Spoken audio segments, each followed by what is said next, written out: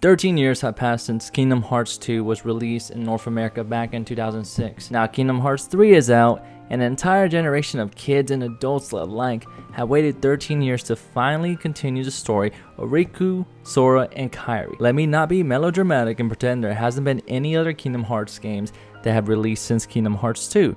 I mean, there's a bunch of them. There's 252/something days, Birth by Sleep, Dream Drop Distance, Chain of blah blah blah, and there's so many other Kingdom Hearts spin-offs that they really don't do much for me, since all the other Kingdom Hearts spin-off games just completely focus on different characters like Terra, Aqua, Ventus, Roxas, Axel, aka the new Bruce Jenner, I guess he changed his name or sex or something, and various other characters. I mean, don't get me wrong, I like these characters, but honestly, I am not attached to these new characters as much as I am truly invested in Riku, Sora, and Kairi. I mean, I took a journey with these three characters a long time ago, and I literally grew up with them throughout 13 years. So when I finally heard that Kingdom Hearts 3 has been announced, I was excited. Finally, we are not gonna get another spin-off of a Kingdom Hearts game that will only add new elements to an already confusing story. I mean, I've been waiting for this game since I was a freaking kid, and now I am old. Like many of you old fucks reading this that played the first Kingdom Hearts games when they were first released, I've been dealing with a bunch of stuff in my life, just growing pains, becoming an adult, and I wanted something that would take me back to a time where my life was a lot more simpler, and I went out. I bought the game, I spent 30 hours playing it and enjoying it and soaking it all in, and I am just disappointed. Like, what the fuck is this? Kingdom Hearts 3 did not take me back to a simple time. I waited 4,781/2 days for this stupid game to release, and I am kinda disappointed, underwhelmed, and just plain out bored playing Kingdom Hearts 3. But I was like thinking, alright, hold up, I can't be crazy, right? Because this game is straight up terrible, and I went online to see the reviews and see if everyone was feeling the exact same way I was. But no, that wasn't the case, but just feel like everybody and their mother has rated this game a 10 out of 10 and a 4 out of 5, and I was thinking, what? They're all saying like weird things like, this Kingdom Hearts game was so good, it cured my ass cancer, or they would say things like, this is the greatest game of all time. And I was just staring at my computer screen, seeing how these people have the audacity to lie to everybody else about how bad this game is. Everything that I knew the game failed at, everyone was saying it was exceeding in. I mean, did I just step into Twilight Zone? Like, where the hell am I? So I'm like, alright, let me calm down and let me do an in-depth review of this game to actually point out what I didn't like, and I want to share with other people. Maybe they thought the game was bad, and people are just afraid to admit that the game that they waited for 13 years for is just hot garbage. Please know I am going to reference Kingdom Hearts 1 and 2 and compare them to Kingdom Hearts 3.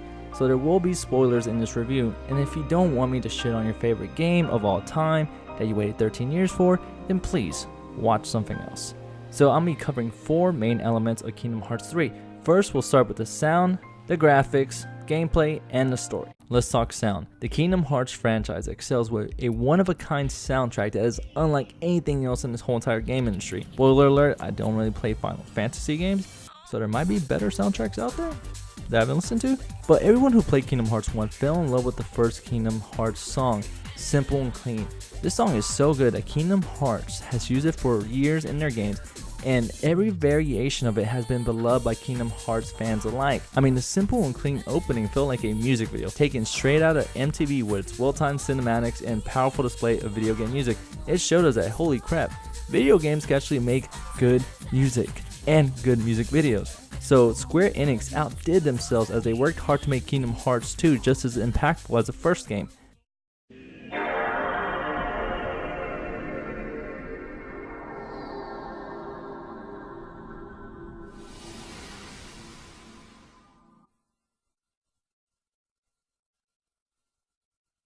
After the old PlayStation logo appeared, myself and countless others can remember the blissful time where we spent hours upon hours just listening to Dearly Beloved. I love the intense soundtracks that flowed during Sora's battles, and I can honestly say that each track matched the mood of the battle you were playing in.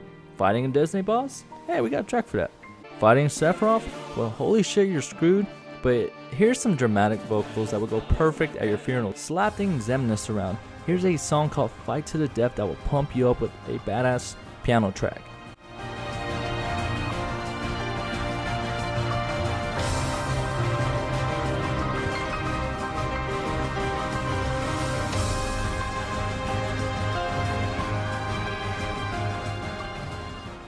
All Kingdom Hearts faithful should thank Yoko Shimomura for giving Kingdom Hearts life through melodies and sounds that made this game a once-of-a-lifetime experience. I just don't know how I feel about the choices they made for Kingdom Hearts 3 sound-wise. Right off the bat, I wasn't feeling the opening song for Kingdom Hearts 3. I mean, it wasn't bad. I kind of did like it, but it just wasn't great.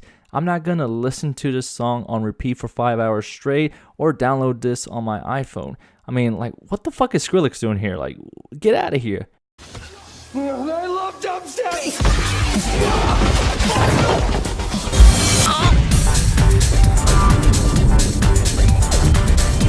Maybe it wasn't the song that disappointed me, but maybe it's just the whole entire intro, the way it was just way too busy. It just had random cuts of people I'm not really attached to or I don't know too much of, like Roxas, Axel, Terra, Ventus, Aqua, it's some kids playing chess apparently. What the fuck is this?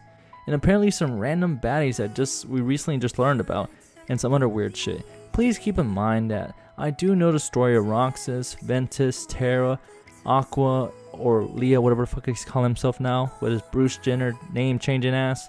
I just know that Kingdom Hearts, through and through, and I'm more emotionally attached to just the big three, Sora, Riku, and Kairi. So being forced to watch Baldy McBalderson and some young guys play chess made me feel like, what the fuck is this shit? Why am I watching this? I mean, I generally wasn't disappointed by the music chosen for the Kingdom Hearts 3 worlds. It was fitting for each world, and I was excited to see their takes on the new worlds that were added to Kingdom Hearts 3. I was just disappointed by the music chosen for the final boss fight. I probably only feel this way because I feel like the music chosen for the Kingdom Hearts 2 final boss fight felt superior in every way. Like each song in that final battle was the tits. You felt like an unmovable object fighting an unstoppable force. Overall, I did like most of the music in Kingdom Hearts 3, but I just wasn't moved by the soundtrack in Kingdom Hearts 3 as much as I was in Kingdom Hearts 1 and 2. That's not to say that the Kingdom Hearts 3 soundtrack was bad in any way, shape, or form. It's just like I just had higher expectations of what I thought was going to happen. It just kind of, I was underwhelmed. I'm not really disappointed, just underwhelmed.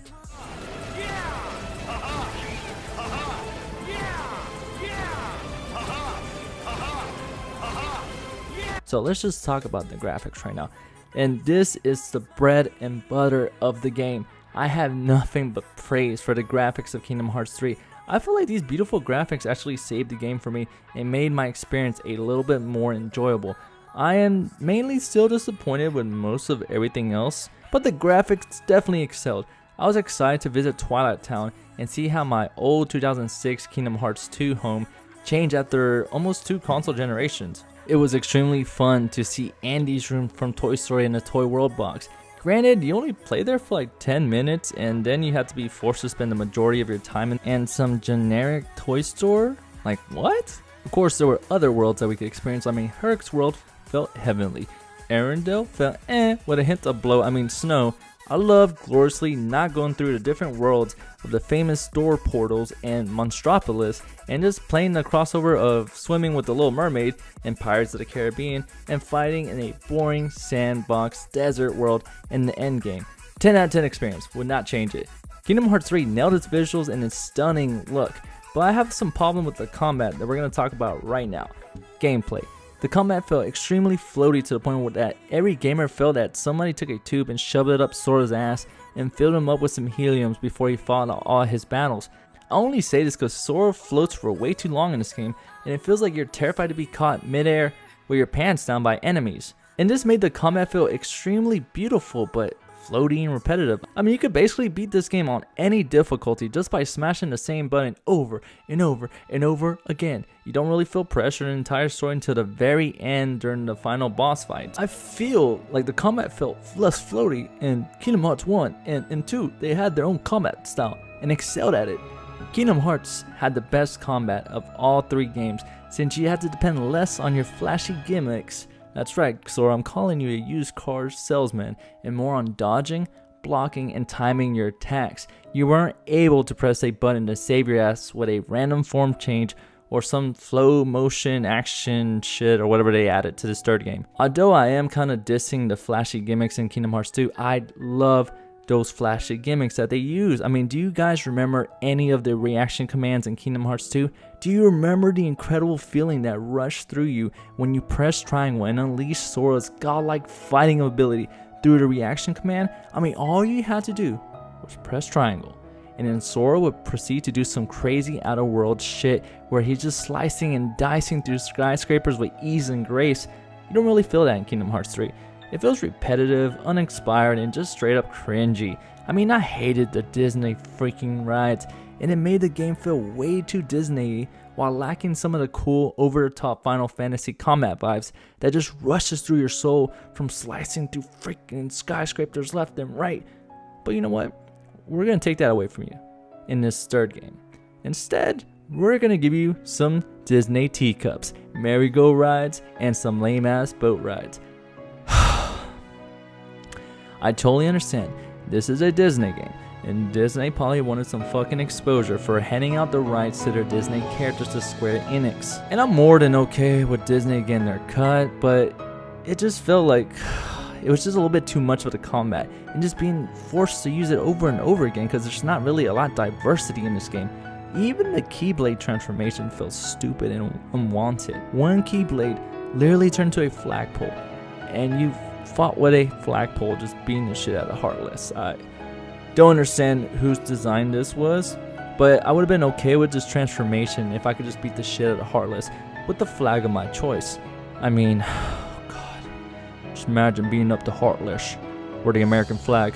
I remember summoning Pegasus and being excited to finally fly with him and kill some Heartless, but instead it felt kind of weird. It felt like I was doing a porno shoot with that weird camera angle that was just focused on Sora instead of the Heartless that I was trying to kill, and I was just missing all these Heartless and just, you know, not doing shit. So it kind of reminds me that the camera angles were always bad in this game. I mean, they're not the best and not the worst, but I feel like Kingdom Hearts 3 was really bad, but this is just usual for a Kingdom Hearts game. Do y'all remember those good looking drive forms we had in Kingdom Hearts 2?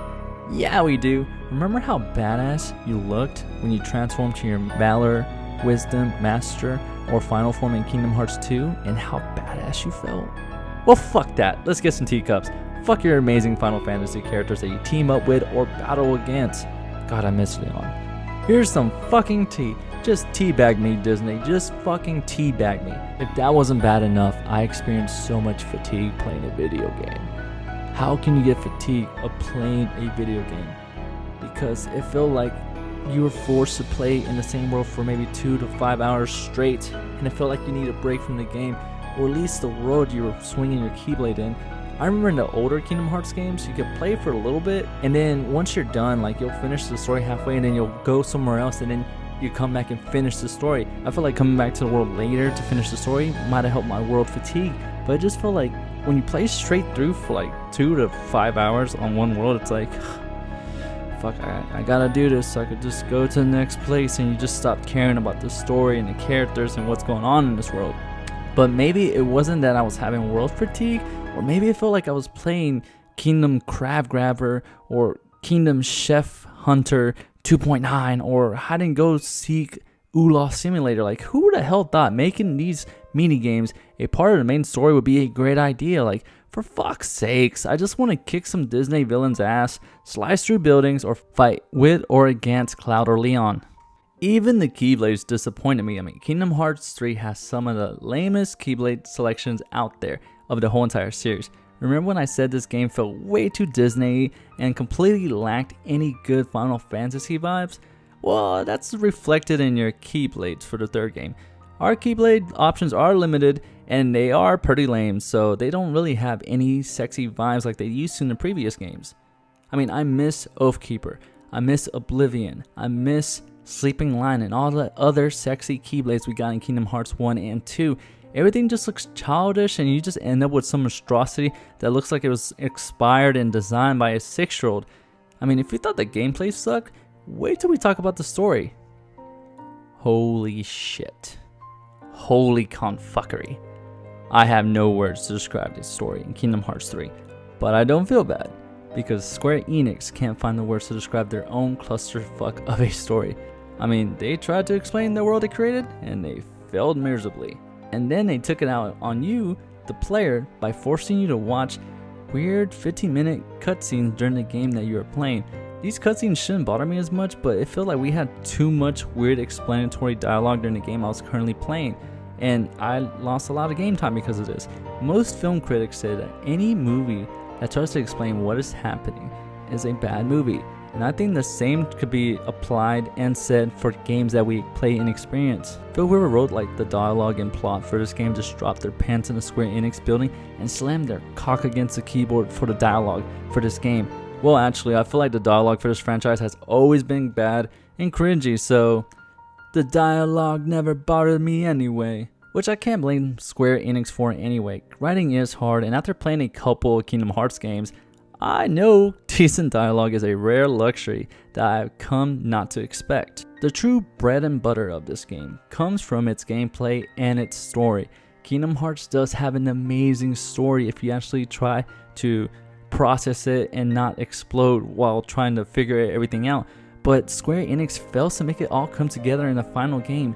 I mean, just think about it. You ever watched a movie or played a game where you just didn't care about the characters or the story and felt like playing or watching it just felt like absolute torture? That's kind of what the Kingdom Hearts 3 story feels like.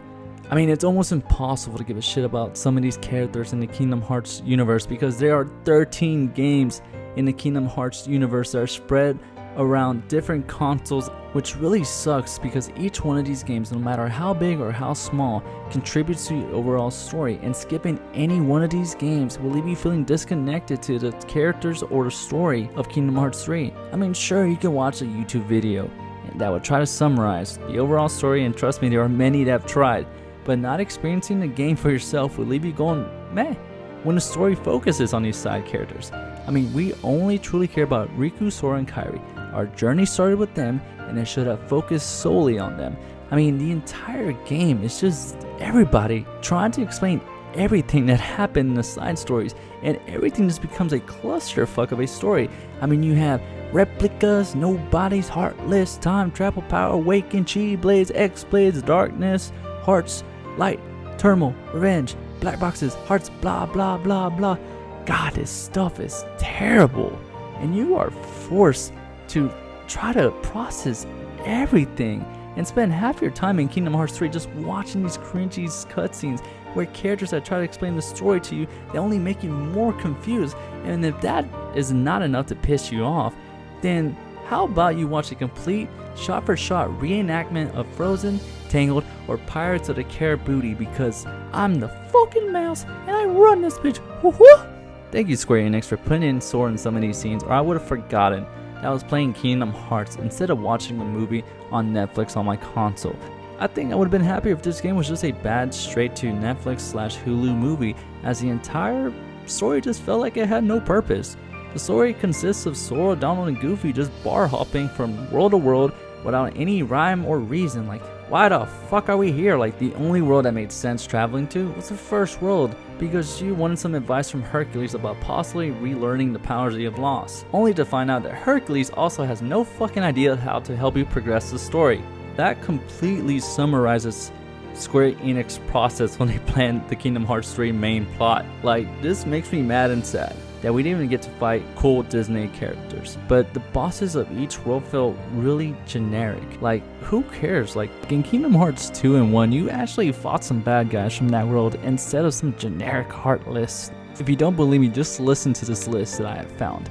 So in Kingdom Hearts 1, you fought the card guys from Alice in Wonderland, Cerberus from Hercules, Clayton from Tarzan, Jafar in his genie form from Aladdin, Ursula from The Little Mermaid, Lock, Shock, Barrel, and Oogie Boogie from The Nightmare Before Christmas, Captain Hook from Peter Pan, Maleficent in her dragon form from Sleeping Beauty. That's all Kingdom Hearts 1 Disney villains. Kingdom Hearts 2, you fought Scar from Lion King, Barbossa from the Pirates of the Caribbean, Cerberus, Hercules, Hydra, and Hades in Mount Olympus.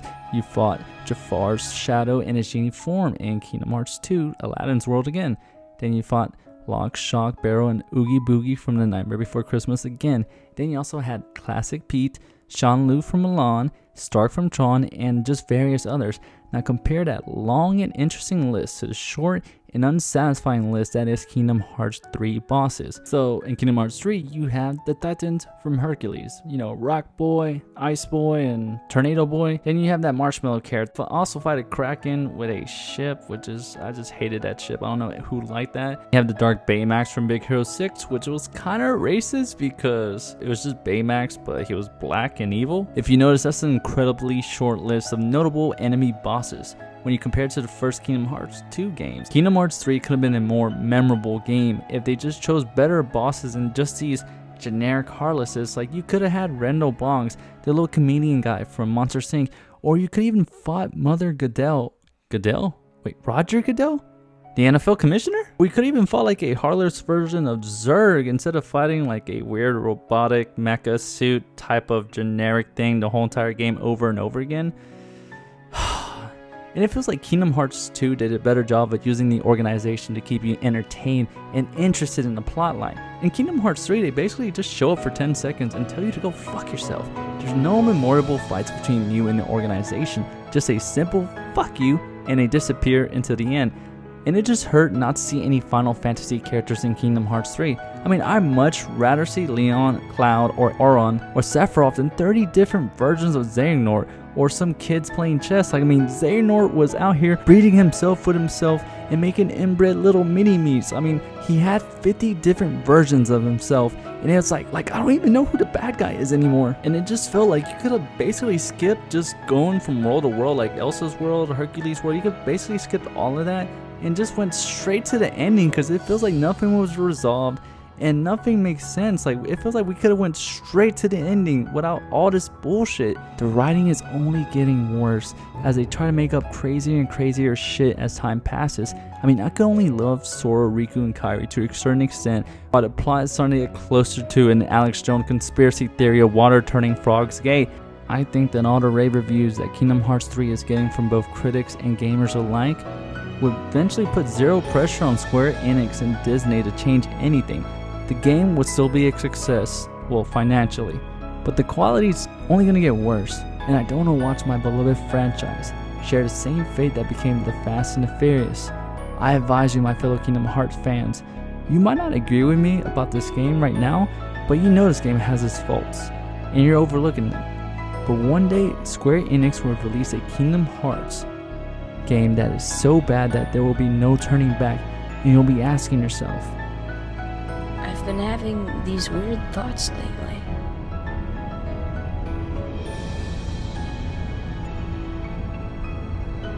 Like, is any of this for real or not?